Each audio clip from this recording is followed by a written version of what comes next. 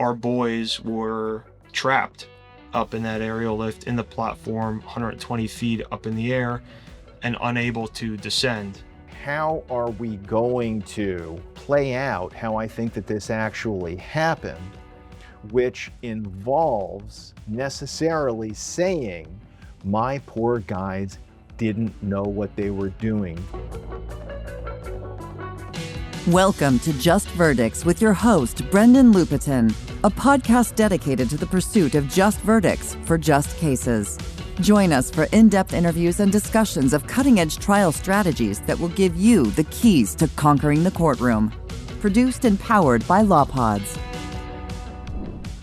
All right, welcome back to Just Verdicts, and I'm excited to have with me Mike Zettlemoyer. I'm going to say you first, Mike, since Dave Kwass has been here so many times in the past. So I want the spotlight to be more on you, Mike, than Dave, because as much as we like Dave on the show, people got to be getting sick of him being a third-time guest with yet another verdict. But Mike in particular, thanks for being here today, man. Thanks for having us. And of course, Dave, good to see you again. Good to see you, Brendan. Thank you. So, congrats to both of you for a huge verdict down in Delaware. We're going to hear all about today. Maldonado versus Nexius and Mindco. But before we get into that, Mike, real quick about you. I was reading a little bit about your background. So, it seems like you have an engineering background that maybe lends yourself to subject matter expertise on this type of a case, which involved a boom collapse, right? Yes. Yeah. Yep.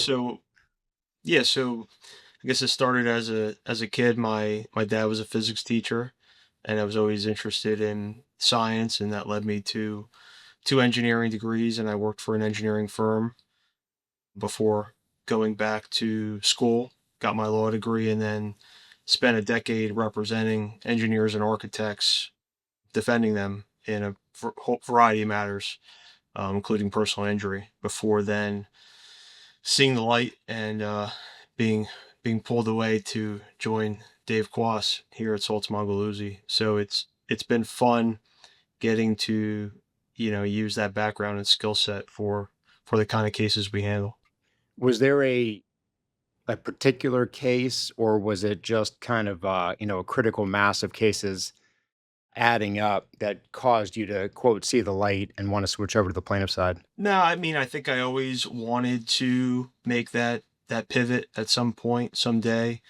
I was always motivated, at least in part, by my dad suffering an industrial type accident, which, was something that I saw him, at least in my mind, struggle with, and didn't really fully appreciate it until getting to do that kind of work. And I just thought that my skill set could be really better used helping those families and people that are injured in industrial workplace accidents. I mean, one thing that I know how to do is go hard and outwork people. So, it's been nice to have the handcuffs off and have the resources of the trial attorneys over here at the firm and how we're able to tackle cases. Was it Dave in particular that lured you over to Salts Mangaluzzi, or is it others in the firm? Well, first of all, the firm has the reputation it does for good reason, but specifically Dave, I mean, best trial attorney in the country, in my opinion, my not so humble opinion. So the opportunity to be mentored and work with him and learn from him was something that I was not going to pass up.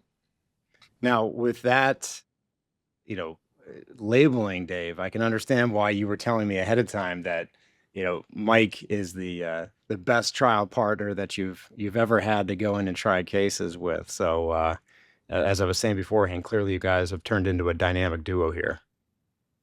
Well, that's absolutely right, Brendan. And what Mike was saying is actually understating it. Not when he was talking about me, when he was talking about himself. One of the cool things about Mike Zettlemoyer is that he has a motor that's not like anyone else I have ever met. In his non-work life, he is an ultramarathon runner, and he is able to just keep going and going and going and not show signs of fatigue and very, very rarely to show signs of stress. His work ethic is absolutely unparalleled. And it turns out that, and it doesn't mean that he's not skillful, he isn't bright. He's definitely become my best friend over the 3 years now that we've been working so closely together.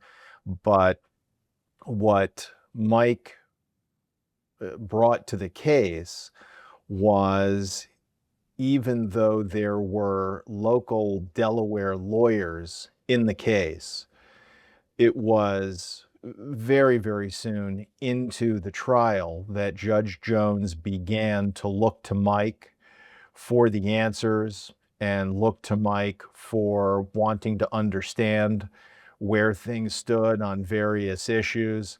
So it's not just that Mike has a relentless appetite for work, it is also that what comes out of his mouth is just like truth in all caps.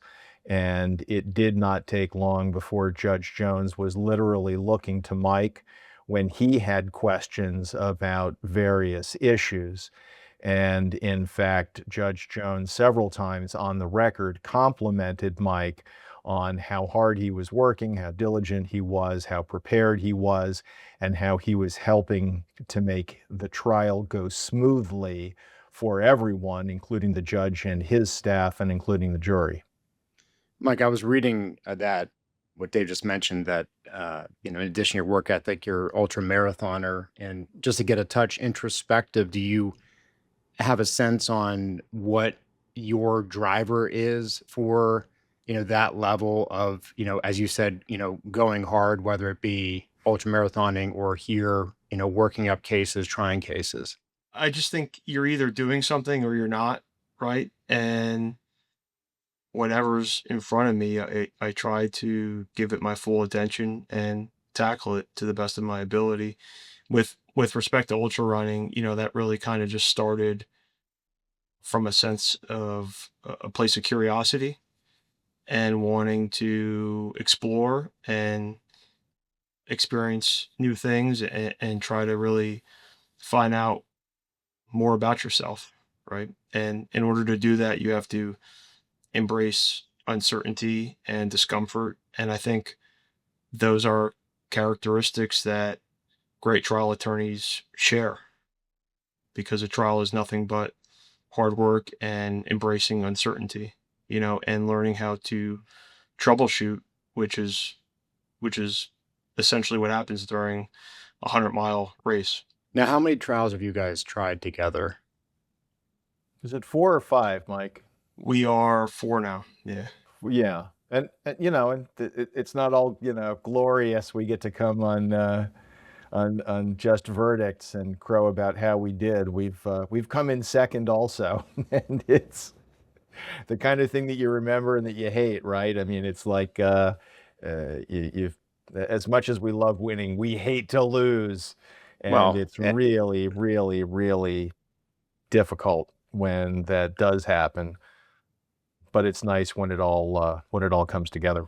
Well, two things on that. I mean, one, if you're not coming in second place occasionally, you're not probably trying enough cases. And number two, so that the point about how much, we hate to lose, I've seen, sort of, from trial lawyers' perspective, two sides of it, that I think some people, and I probably fall more into this category, are sort of driven, to win, and the, what comes from that, and whether that's, healthy or unhealthy, we could have a debate about that. And others, it's almost that they just can't stand losing, and the idea of losing a case is such a huge driver that's why they're such good trial lawyers. I mean, do you guys have, if you sit back and think about, what truly motivates you, is it more the win for your clients, or is it, that sort of relief of not having lost?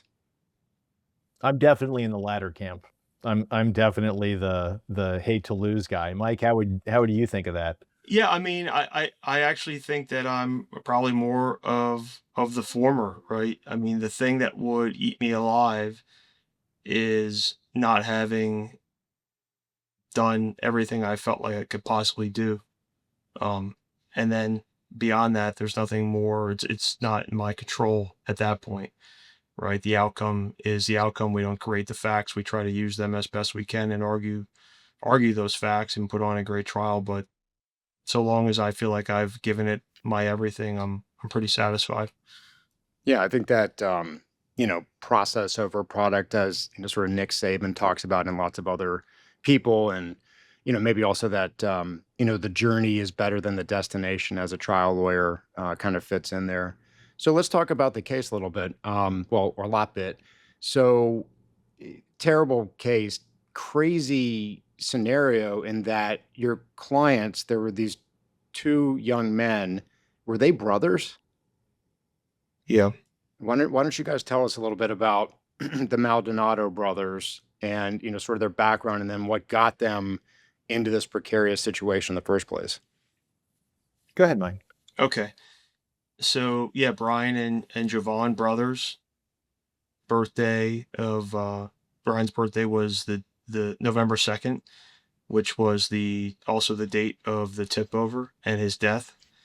And Jovan's birthday was the next day. So Bryan was 22, died on his birthday, and Jovan would have been 24 the next day. And they came from Puerto Rico to the mainland to make a better life for themselves, to make some extra money, with the dream and hope and goal to return home and bring the family together on a property that their grandfather had left them and start their careers, which was going to be, as a machinist and as a barber. So that was their goal, and they were hired and employed for 14 days before they were killed out on their first job site. Who were they employed by? So they were employed by Velex, which is a company that was a company within a group of sister companies under this Infinix umbrella, and Infinix is in the telecom space. So what Infinix would do through its sister companies is get contracts with T-Mobile or AT&T or Verizon, or name your telecom company, and then do antenna swap outs or new installations on cell towers like you see, or water towers, wherever an antenna can be affixed. That's the work they would do. Velex was essentially created to be the boots on the ground, men out in the field, women out in the field doing the actual labor. And what were they doing at the time this all happened? So, I mean, the defendants are Nexius and Mindco. I'm assuming that Velex had some employer protections due to comp, and Right. then you've got these third parties that have responsibility. So, talk to us about what the work site was, what these two guys were trying to do, and how Nexius and Mindco, played a substantial role in what happened. Yeah, so Nexius, you could think of Nexius as essentially the general contractor, the prime contractor of this project. They held the contract with T-Mobile, and the work was to do an antenna swap out for antennas that were affixed to a water tower just outside of Bethany Beach, Delaware, right there on Coastal One. If you've ever driven down through that stretch, next time you do, look to your right as you're heading south. You'll see it. You can't miss it. And those antennas were affixed about 135 feet up the water tower. And so the work called for the use of an ultra boom, is what we call it. So an aerial lift, and in this case, an aerial lift that could have a maximum reach of 135 feet. The other defendant, Mindco, was effectively the Infinix training arm of the company. So whether you are a Nexius employee or a Velex employee or an employee of one of the other sister companies within Infinix, you were sent to Mindco to receive the training that you needed, or you were supposed to receive the training that you needed to do the work. Now I've been looking at some of these photos, and so you've got this water tower, which is, basically kind of an obelisk with a gigantic, ball on top, for lack of a better description. And am I guessing that there seemed to be around, the pillar going up to where the water presumably is held, that, on that is where these antennas were located that they Correct. were trying to either install or replace? Right. And they're a few hundred pounds, and there are it's an interesting point of discussion because there are proper ways to do this work if you're trained using a capstan winch and hoist lines, um, to help transfer that couple 100-pound antenna load up there without overloading, your platform or creating a tip over type scenario. Here, what the folks in the field were doing, the Velix crew, is that they had an aerial lift out on that site and they were needing to use it to transport the antennas up to that location and do the swap outs. And in the process of doing that, in the few days before our actual November 2nd tip over, they were running into issues where the aerial lift itself was locking them out. And what I mean is the ultra booms, especially the ultra boom category of the aerial lifts, are big computers, a lot of safety features in there. So the platform itself has a load capacity. And once you overload the basket or the platform, the machine says no more. You're not going to use this anymore. Something bad's happening. We're going to lock you out. The crew was so untrained by Nexius and Mineco that they thought the lift was defective. What they didn't realize is that they were using the lift improperly. So Nexius had another lift sent out to replace the one that the crew thought was defective, except the one they sent out had even less safety features in it so that they wouldn't get locked out as they're using it. Now, what caused well, first off, I mean, how big was this crew? So we know, these two brothers are the ones that go up and are trying to install these antennas, it looked like 135 feet above the ground. Was there anybody there with them? I mean, how did the two of them get, sent up in this thing? 4-man crew. They're part of a traveling crew is what they were called, and they basically worked out of a hotel, right? And they were sent to a job site, a location, and Nexius provided the equipment, and from there it was the same job or routine over and over again. Were they doing this at other locations, I assume, and then just happened to get to this antenna site? Correct. Yeah. So the work on this site had started maybe about a week before the incident. Yeah. So what actually caused the tip over event? So, that kind of ties into what you asked me earlier a little bit about how I use my engineering background. It was a bit of a mystery for us for quite a bit of time to try to really understand what was the physical, mechanical cause, not the liability cause, but how did this lift actually tip over? It was extremely windy that day, National Weather Service advisories out. And so we looked at the wind, we studied it, we ran the reconstruction, and what we learned is there's not enough static wind, like just your constant wind speed, to have tipped over, a 40,000 pound ultra boom machine like that.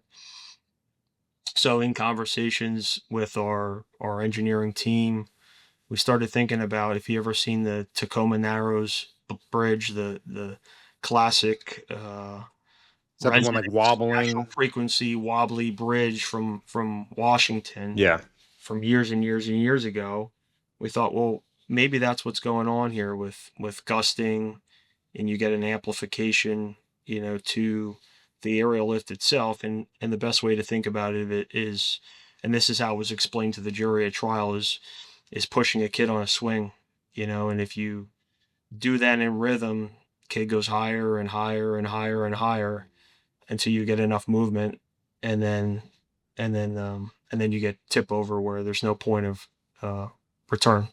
Did any of the other workers, because I know, and I want to talk about it, sounded like you had to go all over the place taking people's depositions, but did any of the other people that were there corroborate, any type of, swaying or, sort of like,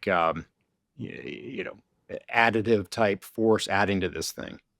Yeah, so there were eyewitnesses because coastal highway is a busy stretch there. It's the only way you're getting between Dewey and Rehoboth down to Bethany, and so we took the deposition of a few eyewitnesses, and one of those depositions was pretty key.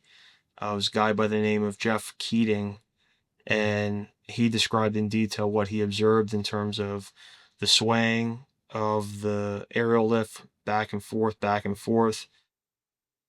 and noticing that the tire was coming off the ground by 4 feet. And that became, an interesting fact in the case because at that amount of rocking and swaying, we learned that the platform itself then is at a 15-degree tilt. And when the platform or the chassis of the aerial lift itself is at a 15-degree tilt, it locks out the controls.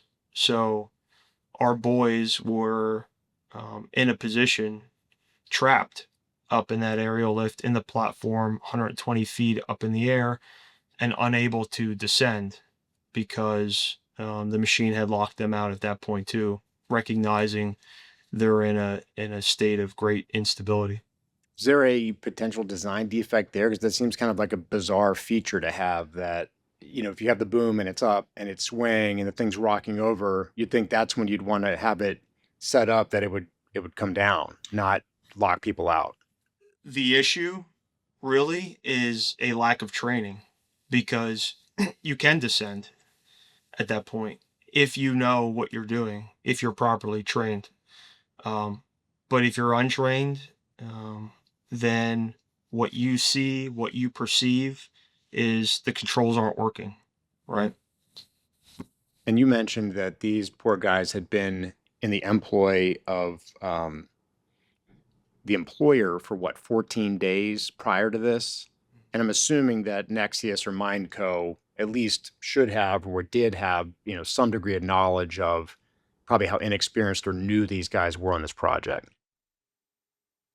They certainly knew when they hired them. They the email traffic establishes when they were hired, where they were going to go receive their training, what they had time for, and this is something that Dave did a great job of laser focusing in on the documents as we moved closer and closer to trial is recognizing that Mindco's own documents, Nexius's own documents about the amount of time required for all of the discrete training certificates they received would have been impossible for them to receive in the time frame in which they actually went to training.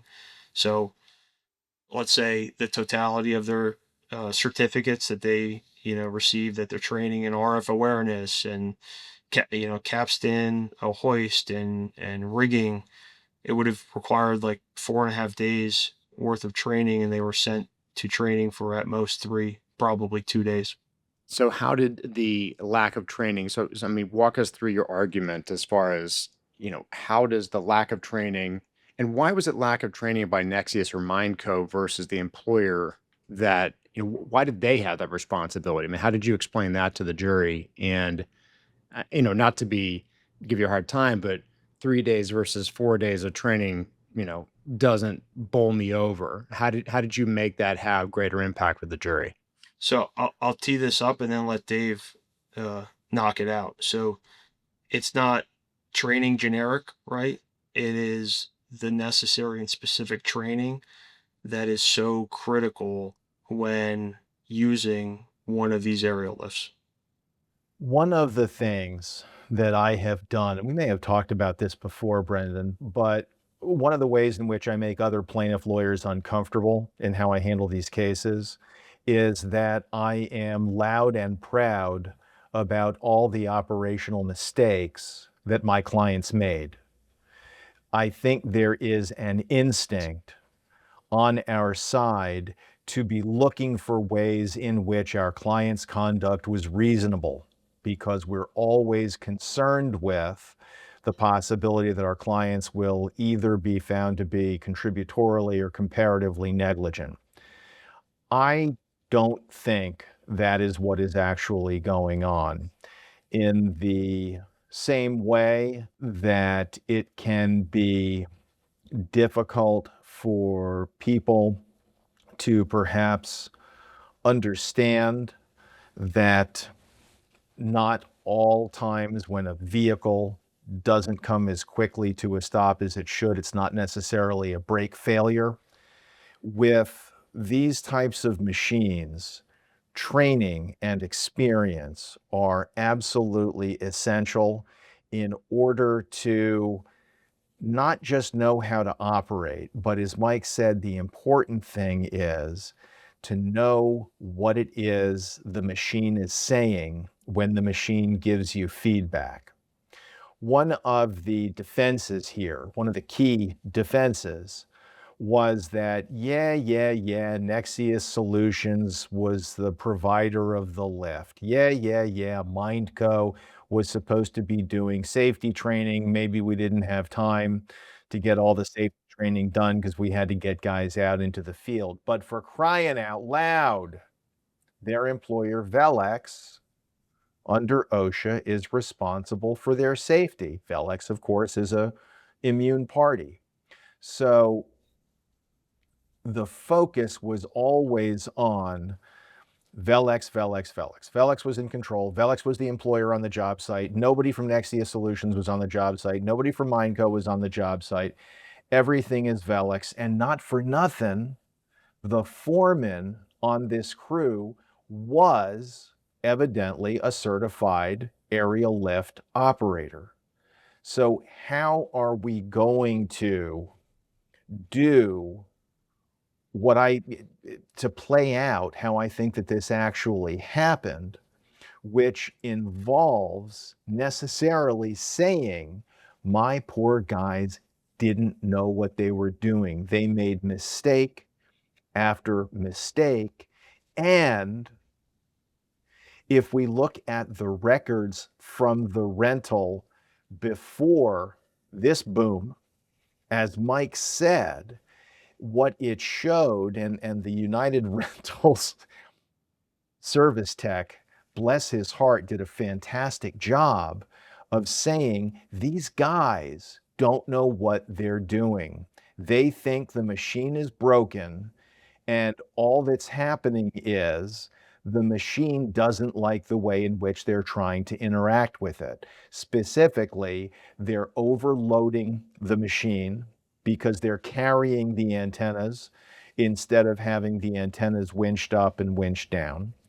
And they are trying to put the machine into a position of least vertical stability because they don't understand when they're coming up against limits.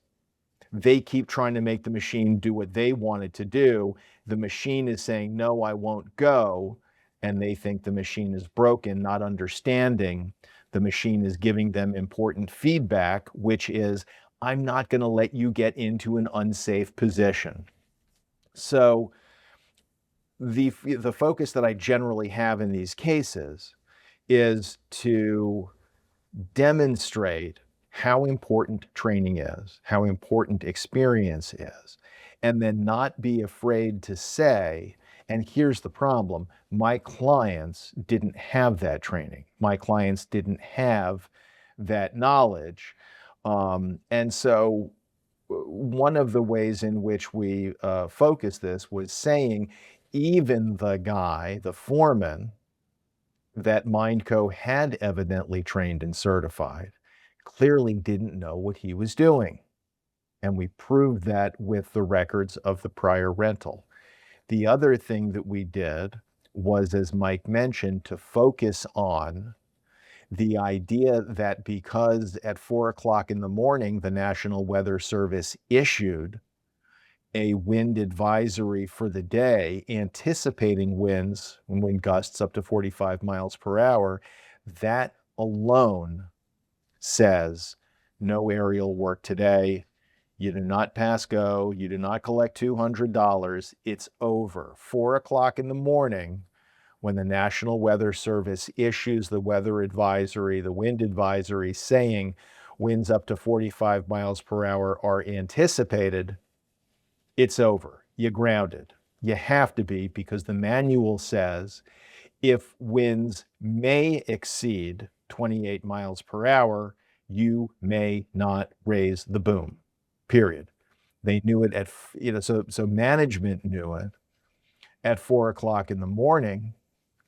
And of course, one of the things that Mike did brilliantly in Discovery was to document the fact that a vice president at Nexia Solutions did know about the winds and did shut down every other job site on the in the Northeast that day, literally from Virginia up to New England, and just didn't get around to shutting down this one.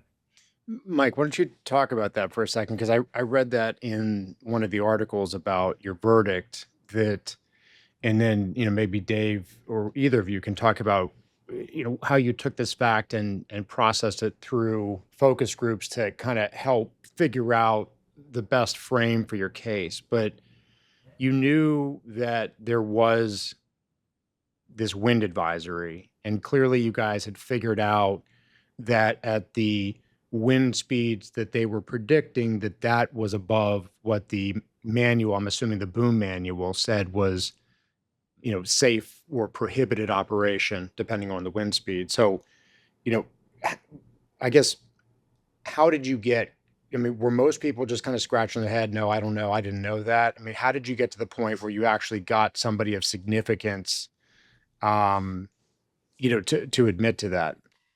So there was a hint of that, I guess I would say, in the OSHA investigation records. And then the first deposition taken in the case was actually the head guy, the vice president, the president of safety for the entire Infinix family.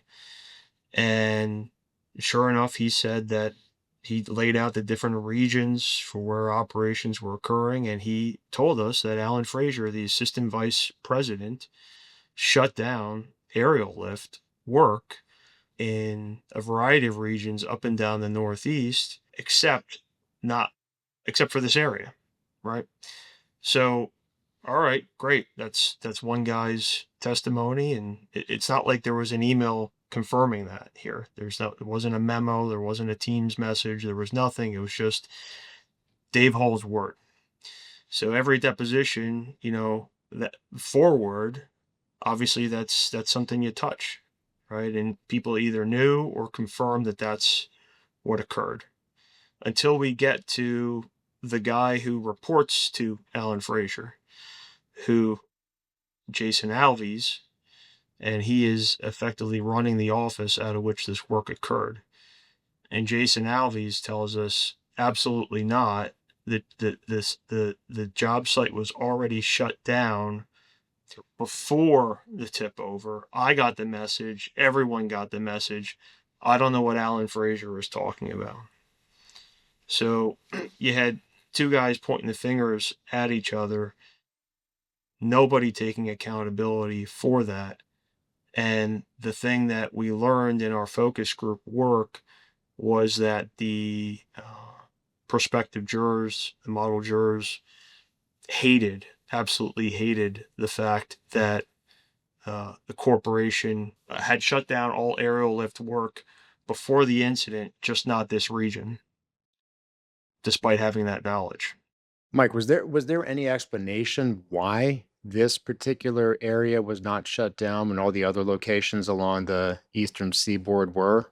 He had business that morning to discuss with market managers in New England and in New York and in the Baltimore and Washington area. He had no business to discuss with Jason Alves that for the New Jersey, Philadelphia, Delaware market that morning. And in his words, he wished to God he did, because he would have told Jason Alves the same thing he told everybody else. No aerial lift work today. That's pretty compelling testimony. How And did it was, to go back to your question, Brendan, about focus group work, we really, honestly, had been aware of that fact, but it had not been what we were considering to be primary. What we were focused on was thinking about that as an exercise of control, right? Because we knew that one of the things that we were going to have to establish was that Nexius Solutions, even though it wasn't on site, had a right to control operations there. What we learned from the focus group work was that was where the heat in the case was. That was what made the prospective jurors angry. And that was when we began to recognize, oh, wait a minute, this is what the case is actually about. We're going to make this case about this exercise of judgment to shut down everywhere basically except this region with respect to aerial and high reach work, because that's the part of this that really seems to be motivating the jurors. And that was how we then really began to frame the case. So it came directly out of the focus group work that we did. Yeah.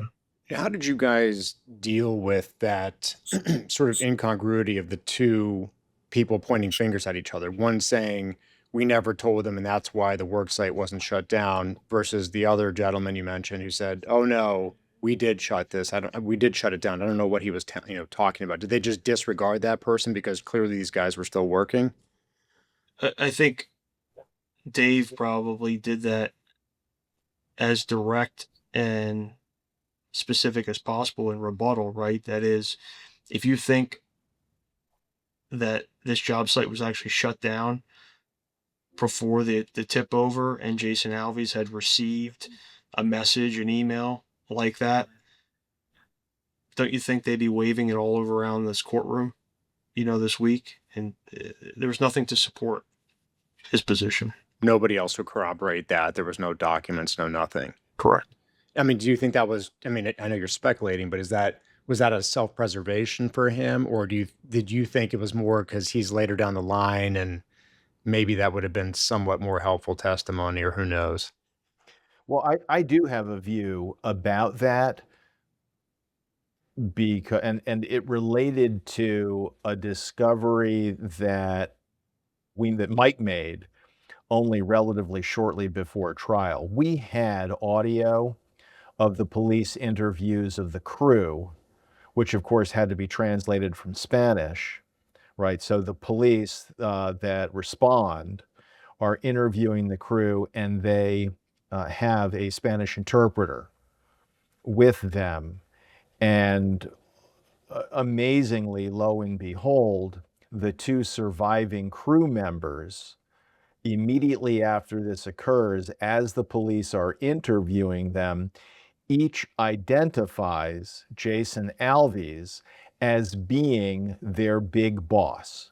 That's how the translation comes through Spanish. So that was significant because Jason Alves was a Nexius Solutions employee.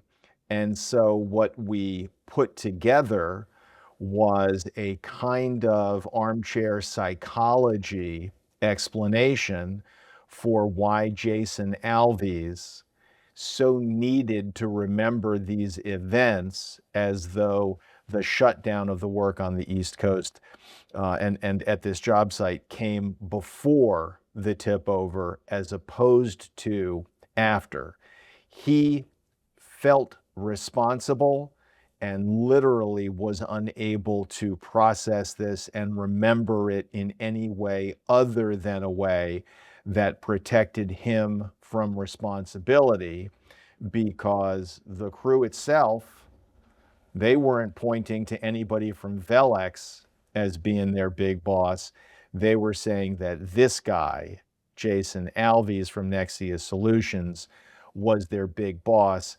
And I think once the jury actually heard the police interviews, once you hear the audio, right, at that point, where's Nexius Solutions going, right? So Jason Alvey's boss is the one who calls all the regions other than this one to shut them down.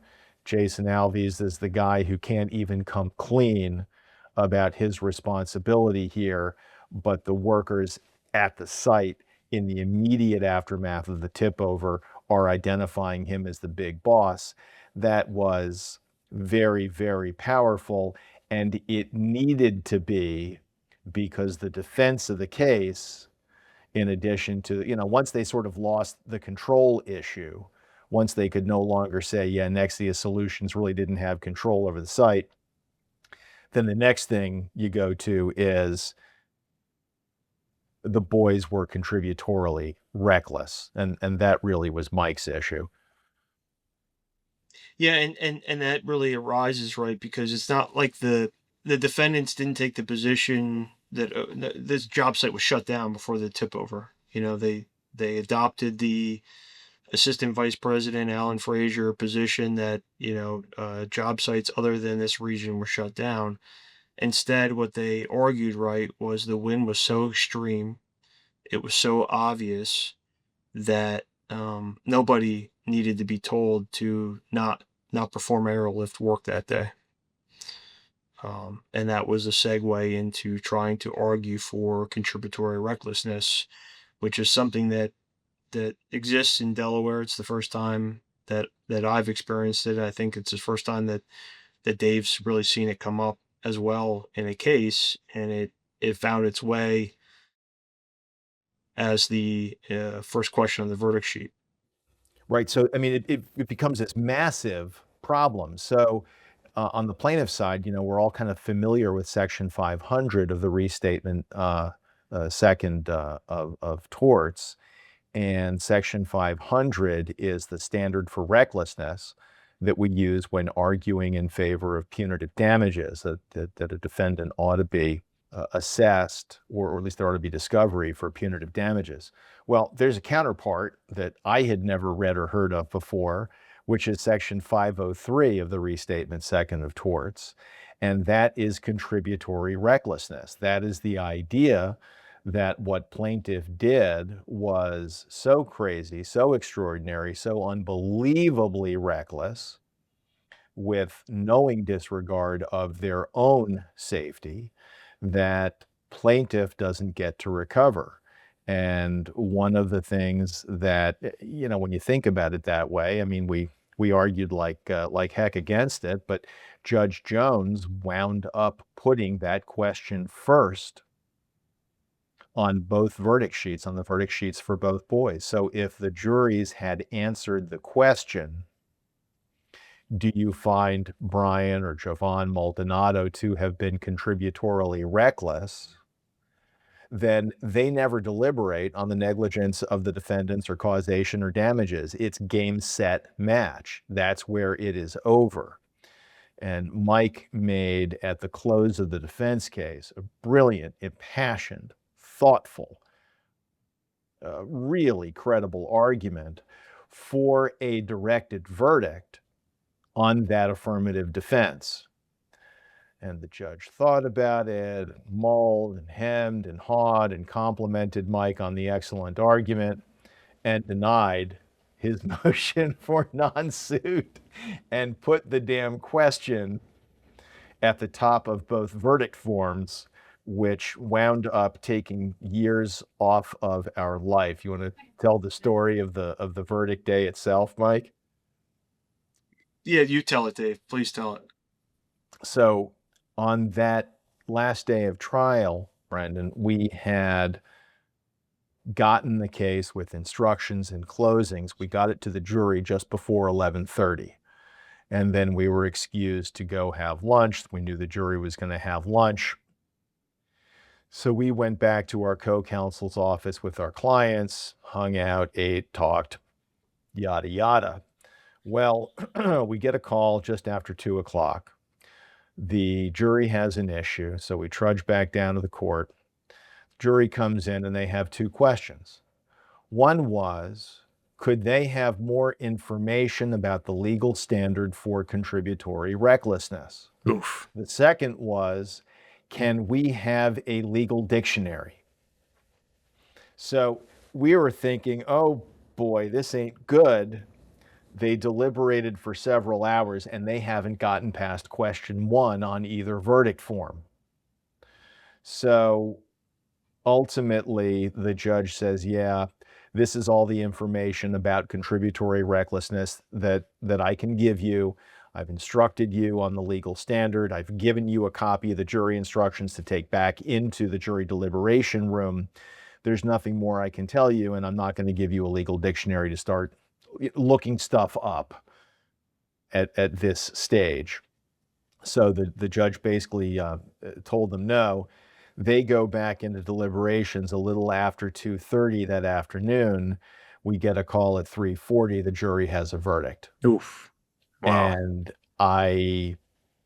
Mike actually tried to be optimistic. Mike said, you know, it's still possible that, well, maybe they had gotten to negligence and causation and damages. They were just, you know, wanting to cross their T's and dot their I's and just wanted to be sure that they fully understood what they were answering no to on contributory recklessness. And I said, yeah, Mike, that's a beautiful idea. It's a vivid, beautiful dream, but it's not terribly likely. I think we're going down in flames here. And so as we sat and the foreperson read the verdicts, we were very, very surprised. I mean, obviously very relieved, but very, very surprised, because it sure seemed to us from that distance as though they would not have had time to, if they hadn't gotten past contributory recklessness and they hadn't started deliberating again until 2:30, how in the world could they have answered, 12 questions on both verdict forms in an hour and 10 minutes? But they absolutely had, and oh boy, what a relief. But that just took years off of our lives. Now, before we get to, how the verdict broke down and, obviously, we're here to talk about a big win. With it being a jury and, obviously you guys did amazing legwork in working this case up and you came up with this great frame. But did you learn anything from focus groups about the type of jurors that you would want versus not want? And were there any particular, types of questions, other than the usual ones that you thought helped maybe identify people that you would or wouldn't want on this jury from, the ability to be unbiased and fair in this case? I mean, in part, the DIY, the home improvement guy is someone who, it turns out, thinks that they know better, right? And was very willing to go ahead and either blame the employer or blame the boys, because they know better. They've used these machines and they're hazardous, and you just don't do what they did.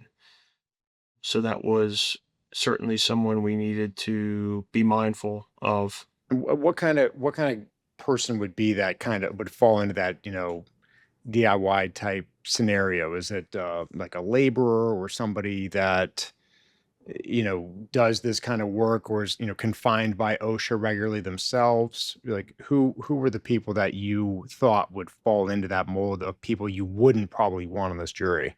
Well, we knew that of the 10 or 12 focus groups that we ran, we knew that we lost one. We knew that there was one group that had assigned all responsibility to Velex, the employer, which would, of course, that would have precluded our getting any verdict at all if the jury unanimously believed, as one of our focus group juries did, that this was entirely the responsibility of the employer.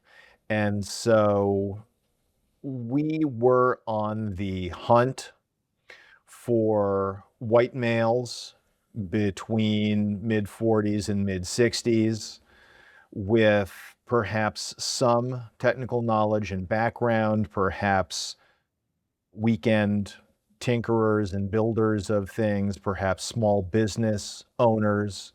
We were sort of on the hunt for those sorts of people. So we were looking for either small business owners or middle managers in larger corporations. And what we were trying to focus on while deselecting those folks was we were trying to identify people with whom the message that the employer and employer related entities failed to train, right? If the employer gives you a piece of equipment, doesn't train you, expects you to do the job, it resonates with a lot of folks that that's really an employer responsibility. And so we were sort of looking for both categories to deselect one and to try to emphasize another. But one of the things that, and we lost, I guess we had 6 alternates to begin, and I think we wound up, at various points in the trial, we wound up seating at least 2, if not 3 of the alternates, right, Mike? Yeah, we sat 2. Yeah, we sat 2. So one of the things that we were also quite concerned about, Brendan, was that we did seat more white men of a certain age than we had ideally wanted to do. But our foreperson, who was a white male in his 60s, is someone who spent a career at DuPont, but spent it at seemingly a maintenance sort of a level. So probably somebody who took a lot more orders than he gave. And we also had some folks who were in sales. And one of the things that we got from the focus group work was that actually sales folks were people who were much, much more likely to be with us than against us. So the way in which the vendor that we use sets this up, you have an entire page, typical sorts of jobs, right, that they think are going to be good jurors for a given case. And then another page of all the jobs of folks who would not be, obviously you don't want chemical engineers, right, on your jury. But we did have that breakdown.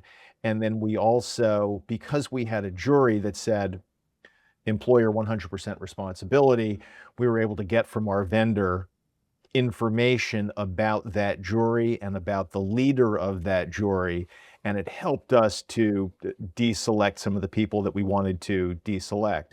That being said, we had a remarkably white male jury, which does not typically go along with this kind of a verdict, right? They're a little bit, it's one thing to think about urban venues where you have high minority participation of various kinds. This was a surprisingly, as it wound up, a surprisingly white male jury that nevertheless rejected contributory recklessness on the boys and put very substantial numbers on the case, especially for that venue. Before you tell us about the substantial numbers, I was reading, Mike, that, you in particular, and this was another sort of unusual feature of this case, is that Nexius and Mindco were out of business, basically. They went bankrupt sometime well before the trial, right? Yes. And so you had to go and basically take all these people's depositions that it sounds like wound up being used at trial, like sections of depositions. Is that right? Yeah. So there were employees or key folks, at least that we identified as wanting to speak with, that were scattered all throughout the country, from Portland to Texas to Pittsburgh and DC and Baltimore, and so we tracked them all down and sent subpoenas and went and visited. And so we captured all those depositions, and the trial featured an unusually large number of deposition testimony. So And I think, the standard knee-jerk reaction trial lawyers is you want to avoid videotape testimony as much as possible because it allegedly comes off dry and boring and so forth. yeah. I mean, having sat through it, do you think that's true, or does it matter, or you just kind of have to do what you got to do depending on the case? So I get tired of listening to my voice, right? But I will say here the depositions. I mean, they were pretty brutal for the defendants. I mean, there were certain admissions that they just couldn't walk away from. And so before we tried the case, the one thing that I kept thinking about was how are they going to deal with this? How are they going to deal with that testimony? Like they can't walk away from what these folks have already said, and they're not bringing them in live.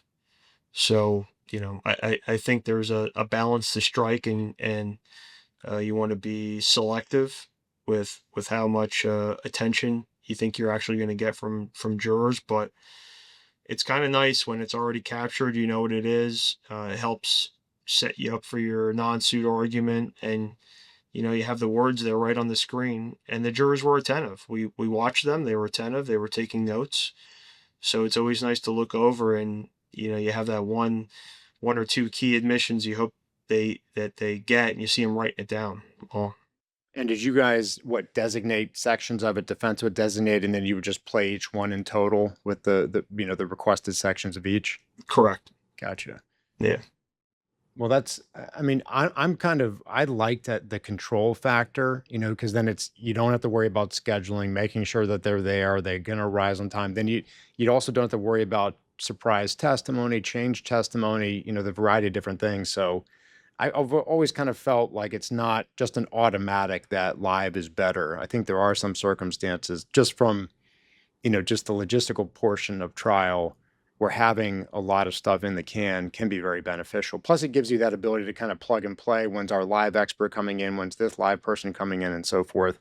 I think it makes it easier to plan the trial out a lot of times. Yeah, I mean, and Dave and I were big on using depth designations during a trial. Maybe not, as much as this. This was just a matter of the circumstances, but we do use it, and it's helpful because it allows the opening to be better, more tailored and prepared, because exactly what some of the testimony is going to be.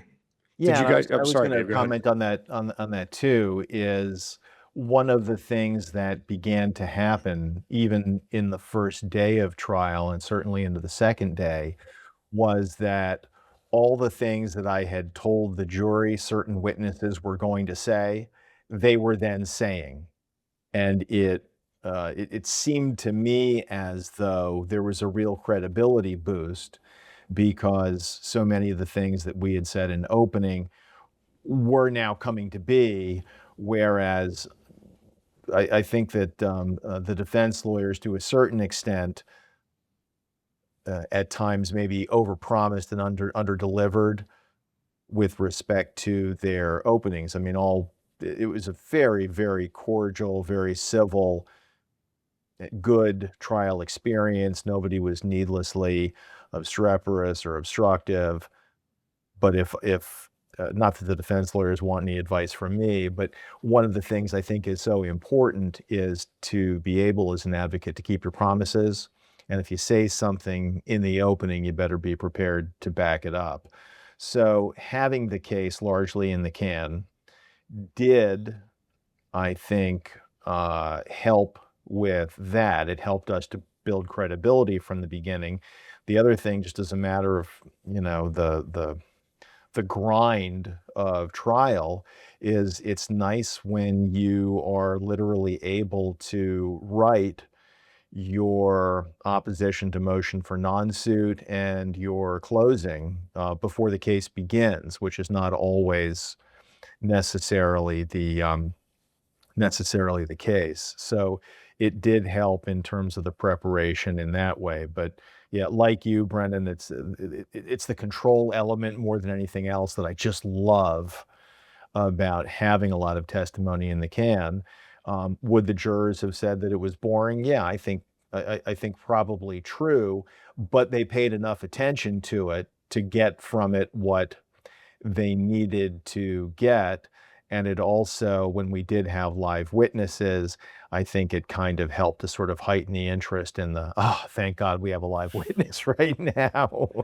Obviously, there would have been some, future economic loss from an earnings potential for these two young guys. But what did you focus on in closing from a damage, like a non-economic damages perspective on, wrongful death? And I mean, there's probably not much survival, but there would have been some that, you thought was going to resonate or did resonate with the jury to understand that sort of non-economic component of the case.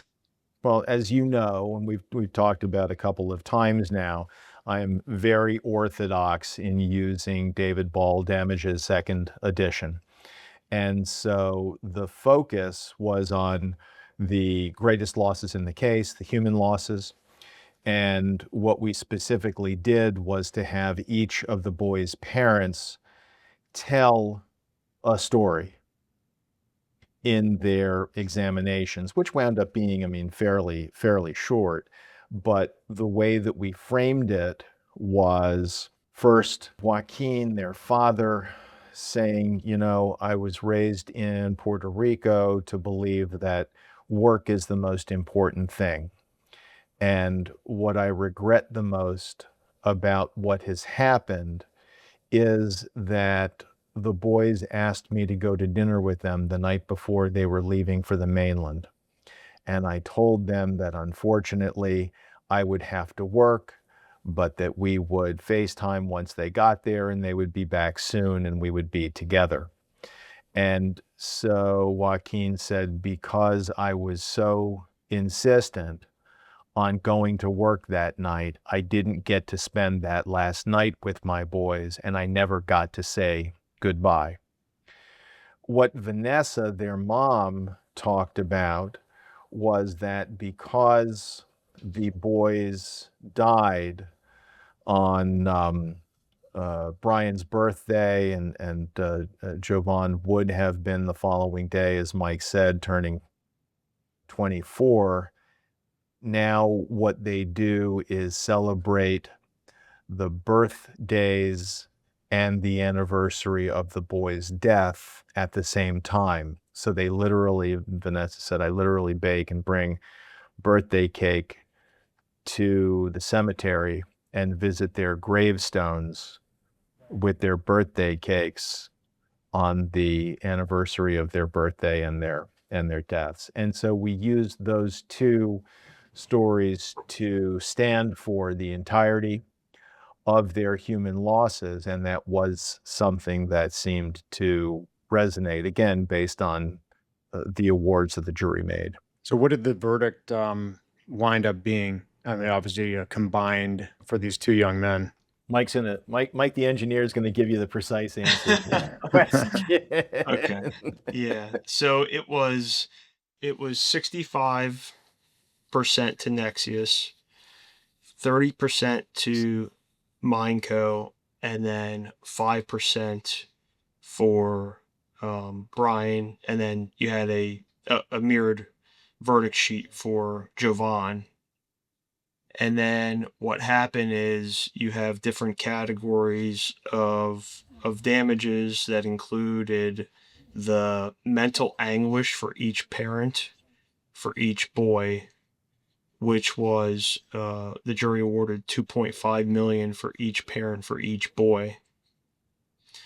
And then as far as pain and suffering is concerned, the jury gave $1.5 million for each boy for pain and suffering.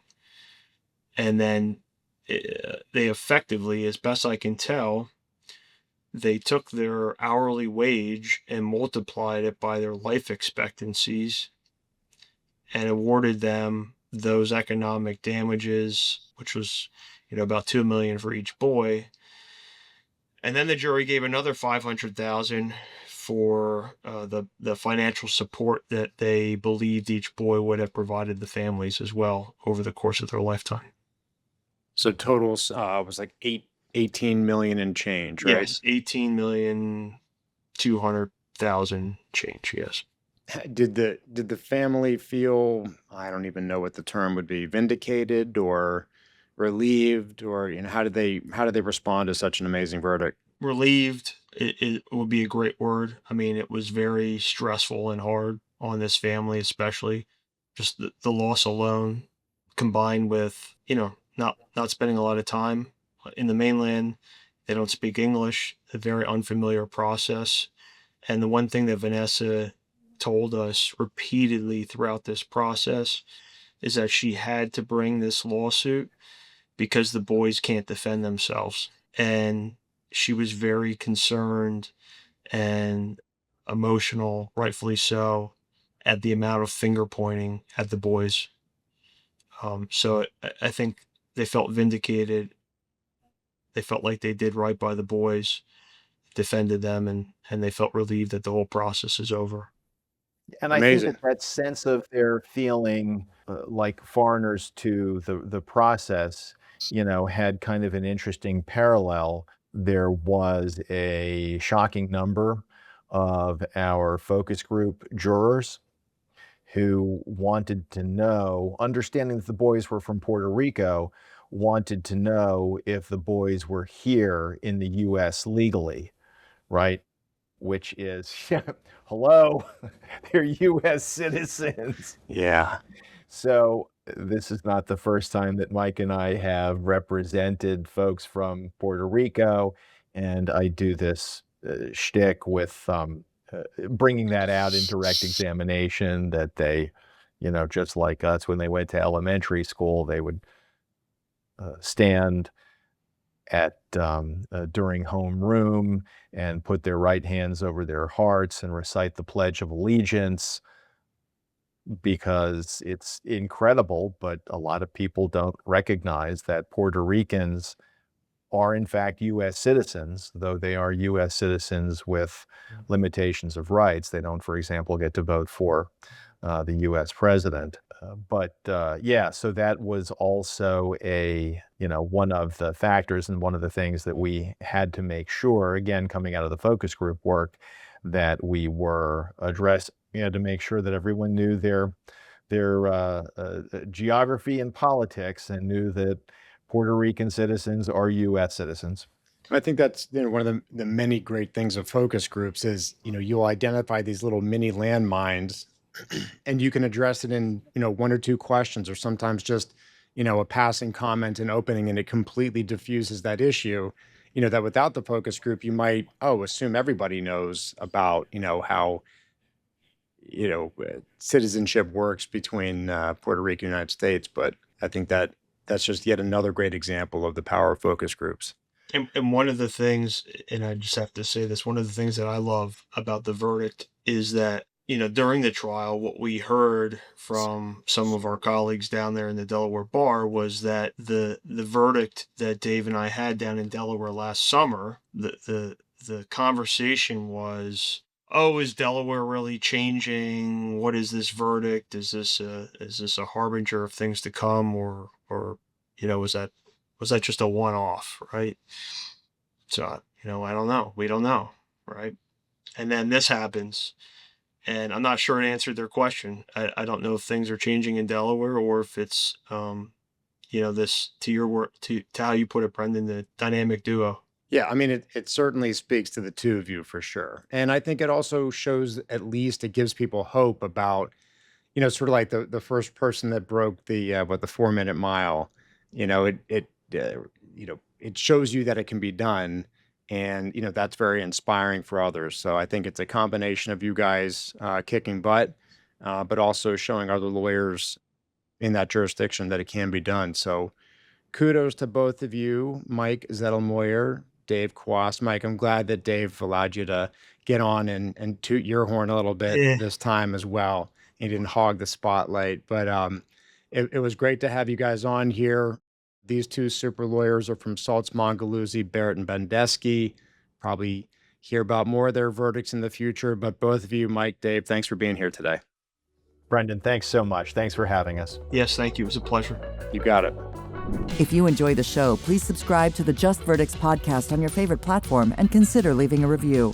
And if you're interested in co-counseling, local counseling, or referring a catastrophic injury case, we'd love to work with you. Call us at 412-281-4100 or visit our attorney referral page at pamedmal.com/refer. Thanks for listening.